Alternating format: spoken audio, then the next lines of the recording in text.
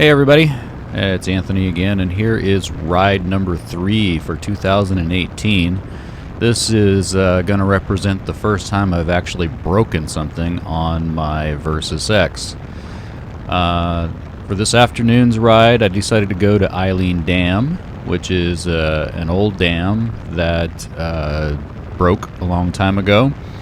And so I took my GoPro with me and headed out. You head up out Highway 2, then up the Moye River Road, and then up a kind of muddy and, as you'll see, rocky road to the little camping area just above the Eileen Dam.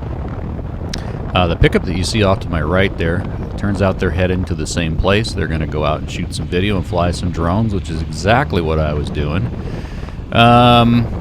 They were smart enough not to drive down the really rocky part of the hill. But anyway, we'll see here in just a moment the first serious tip over that I've had. I'm pleased to say that the engine guards did what they're supposed to do, and the only thing that got damaged on my bike is the front fender, and I have a new one on order. I will say that as I record this video, naproxen is not sufficient, so I'm sipping on a little bit of bullet bourbon to take the edge off while I narrate this video for you guys. So there you go. I think I'm not going to be riding for a couple of days. My left arm is, well, let me back up. I hit a rock when the bike tipped over, and a couple of them actually. One of them landed in the middle of my back, which was mostly absorbed by the added armor that I put on my motorcycle jacket. Glad I spent the extra money there. And then the one that's causing me the most grief pretty much hit near my shoulder blade, and there's no real armor there. And by the way, the bike did really well on this mud puddle on the way in. On the way back out, I had a little bit of trouble, and well, by the time I headed back out, I was already starting to hurt. And by the next day, I tried to go to work, ended up leaving early, and today's Friday that I'm recording this. I took today off because it just not able to move around too well. I think probably by Monday I should be at least in condition to go to work, and we'll see how many more days before I'm able to wheel the bike out of the shed. But at any rate, yeah, definitely some anti-inflammatories and a little bit of good whiskey involved over the weekend, I would guess. So, all right, well, we're coming up. Here's the pickup that we saw earlier. They must have came down this road while I was exploring the first fork on the other side of the tracks. So I'm waiting for them to go by. And these smart young men were intelligent enough to tell me that, hey, you know, you probably should park your bike at the top of that hill. Don't try to go down it. But I went and had a look at it, and I thought, oh, I can go down that. I've been down worse. And maybe I could have if I'd waited till a bit later in the year. I don't know. Bang, there I go. I should probably stop narrating so you can hear me not breathe. No, never mind. At any rate, yeah, I think that I probably could have picked a little bit better line coming down here. I should have walked the entire path and picked a better line to get down the hill. 2, not having been out very much this year, my skills are not quite back up. 3, it might have been above my skill level to begin with because I've only been riding for about a year, at least off pavement. And lastly, I think what I really needed to do here was trust the bike. I should have been up on the pegs a little bit more, leaning back more. I had a little bit too much weight forward, so the front brake locked up on me, and because I squeezed too much. Even with the anti-ABS, you know, on rocks like this, you can get the front tire to slide. Took away my steering ability, and therefore the inability to miss a nice big rock, which is ultimately what knocked me over. You know, like I said, on the bright side, I've got a new fender on order, $178 for the fender, shipping, and the new reflector. Should be pretty easy to replace myself. Engine guards kept me from having to replace the rest of the fairings, which I'm sure would have cost a whole lot more. So I'm pleased that my intention was to buy that engine guard for the auxiliary lighting that I want to install. It actually did a pretty good job for me here in protecting the rest of the fairing.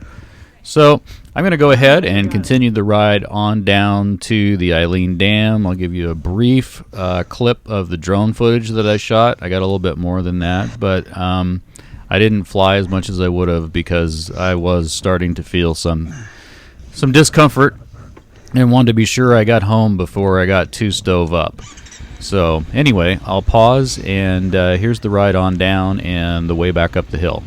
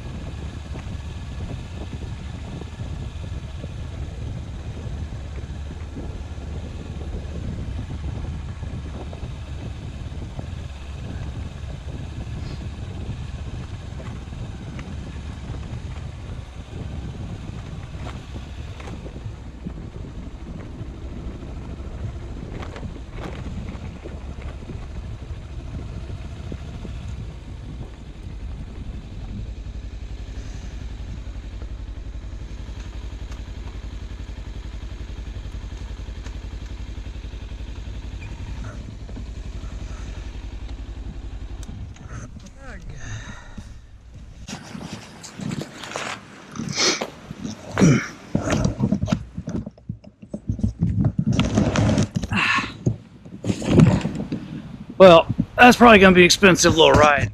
I think I'm going to be sore in the morning. We'll find out how much a fender costs. So here's a little bit of drone footage of my final destination, the Eileen Dam. And I didn't take too much footage just because of the pain was starting to kick in. Anyway, new fender on order, should be here in about a week and a half. I'll find a way to secure the other side of the fender because I'm hoping to get out and ride again before then, but we'll see. Obviously can't use bourbon to numb the pain while I'm riding. So in a moment, we'll head our way on up the hill and then maybe some final comments on what I thought of the ride. All right, we're going to go up the hill.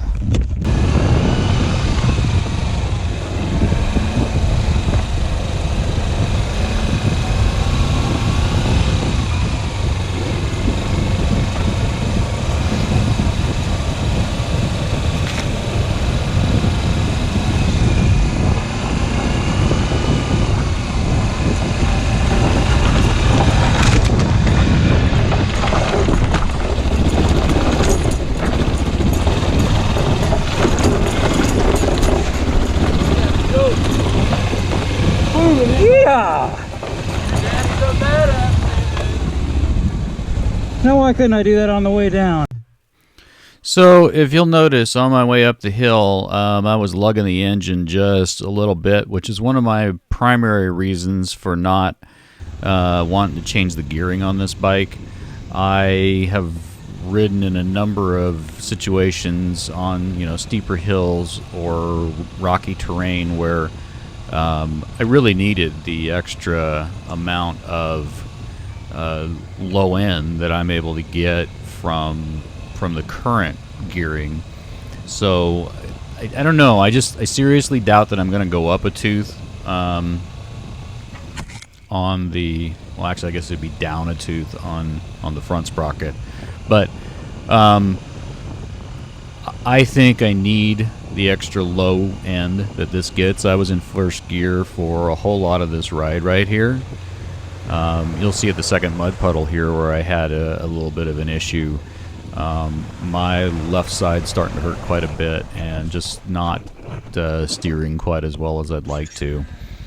Anyway, what I did right, well, I remembered to shut the engine off right away, use the kill switch, and I completed the ride, had a good time, and didn't damage too much. So I think those were good things. Things that I need to do better next time, well, my positioning, I should have been a little bit further back on that way down. I should have been using a little bit more rear brake and probably a little bit more speed.